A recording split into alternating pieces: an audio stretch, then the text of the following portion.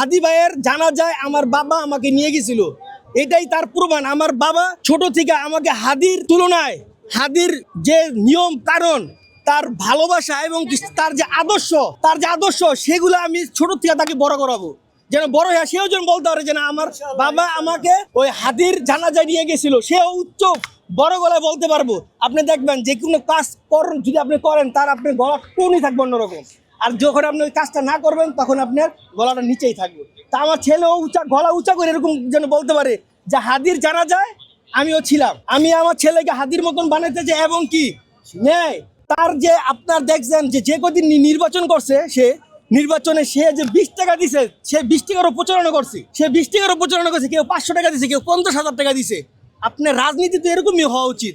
রাজনীতিতে মান অভিমান থাকতে পারে, এই কারণে একটা মানুষকে আপনি মাইরা ফেলাইবেন, এটা ঠিক না। যে এক হাদি চলে গেছে, লক্ষ এরকম আমার মতন ছেলে এরকম মাঠে আমার মতন বাবা ছাইরা দিছে হাদি বাড়ানোর জন্য।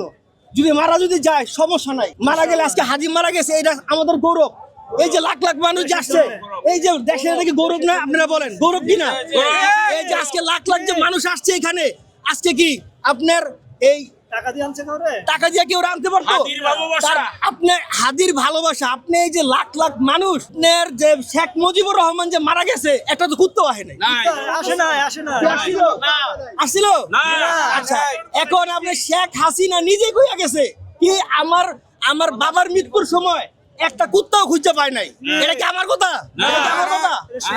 আমার কথা না, এটা শেখ হাসিনা নিজের কথা। আজকে তার বাবার মৃত্যুর বার্ষিকীর সময় একটা কিছু পায় নাই, অথচ এক হাদি তার কি ভাই কয়দিন আগে কেউ চিনতো? তার গেলাম কেউ ভাই ভালোবাসা এমন একটা জিনিস, আপনি এক সপ্তাহ আগে সে মারা গেছে ভাই, এক সপ্তাহ ঠিক মতন ঘুমাইতে পারি নাই।